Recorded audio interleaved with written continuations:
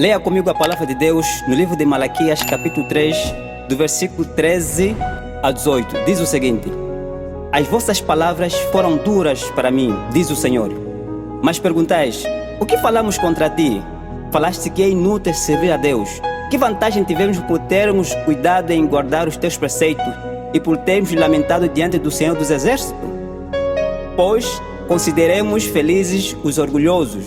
Os que cometem maldade prosperam. Eles desafiam a Deus e escapam ilesos. Então aqueles que temiam o Senhor falaram uns com os outros, e o Senhor os ouviu com atenção. E diante deles se escreveu um memorial para os que temiam o Senhor, para os que honravam o seu nome. E naquele dia que prepararei, eles serão meus, diz o Senhor dos Exércitos, minha propriedade exclusiva. Terei compaixão deles, como um homem tem compaixão de seu filho que o serve. Então vereis outra vez a diferença entre o justo e o mau, entre os que servem a Deus e que não servem. Ao analisarmos o livro de Malaquias, precisamos entender algo importante.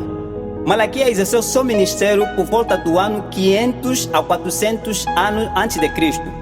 O profeta anunciou as notícias de Deus ao povo de Judá. Depois que o templo de Jerusalém foi reconstruído, o povo que voltaram da Babilônia não estavam obedecendo às leis de Deus, talvez por desinformação ou desinteresse.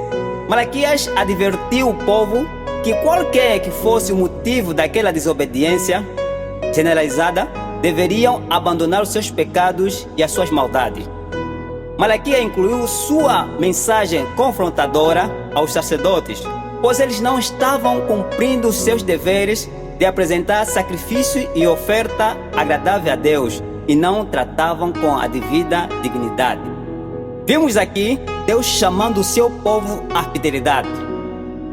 O capítulo 3, o versículo 8 a 10, Deus chama a atenção do povo de Judá, porque o povo de Judá já não estavam cumprindo com as leis de Deus, já não estavam devolvendo os dízimos e as ofertas.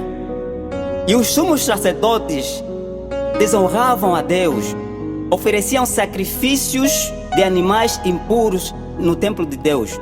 Queridos, quando nós lemos o livro de Levítico, entendemos que o animal representava Cristo Jesus, que poderia vir a esta terra e morrer pelos nossos pecados. E quando alguém entrega um animal com defeito, isso quer dizer que Cristo tem pecado. E os sumos sacerdotes faziam esse tipo de prática.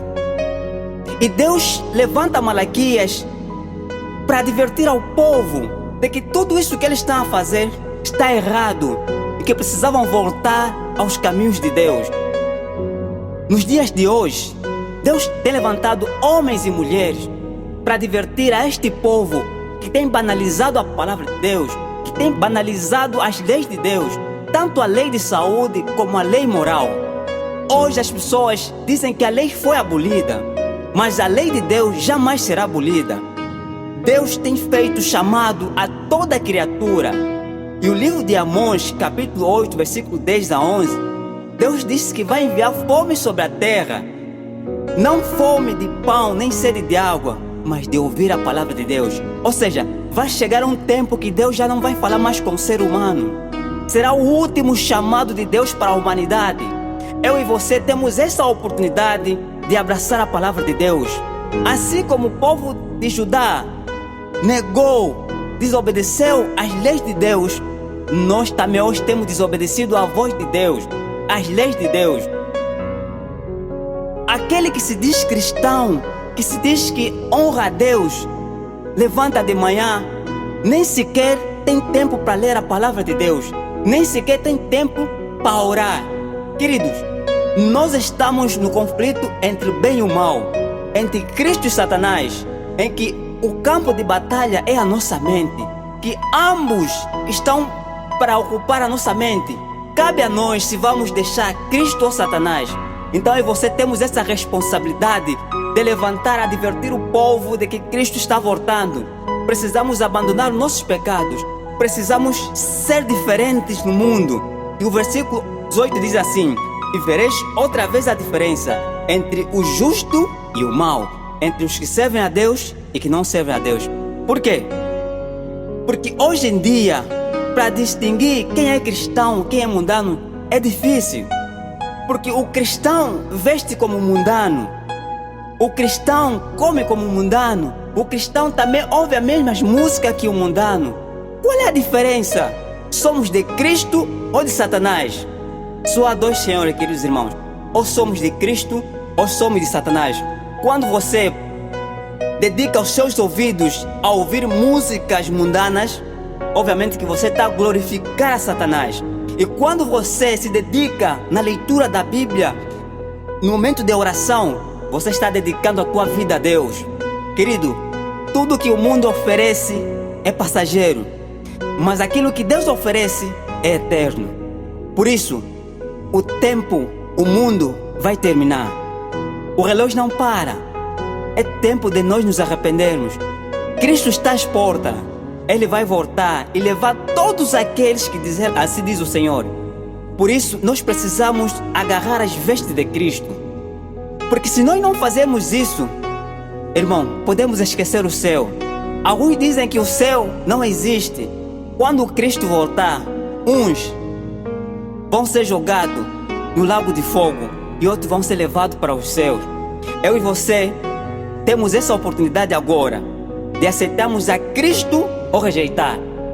Por isso, não precisamos seguir o mundo, porque tudo isso vai passar. Todo aquele, presta atenção, querido irmão, todo aquele que tem duas mulheres, duas namoradas, aquele que continua fornicando, roubando, bebendo, o seu destino está em Apocalipse capítulo 20, versículo 10. Ele e o seu pai Satanás, que é o pai da mentira. Por isso, Deus está convidando você, Deus está te chamando para você participar daquela festa que jamais terá fim. Nós vamos chorar aqui nessa terra, nós vamos perder. Sabe por quê? Nós vamos chorar aqui nessa terra porque vamos sorrir eternamente lá nos céus. Nós vamos perder aqui nessa terra porque vamos ganhar lá nos céus. E o que nós vamos ganhar lá no céu será para todo sempre. Apocalipse capítulo 21, versículo 4 diz que já não haverá mais choro, nem lamento, nem morte, porque todas essas coisas são passageiras. Queridos, agora é o tempo de você se dedicar a Deus.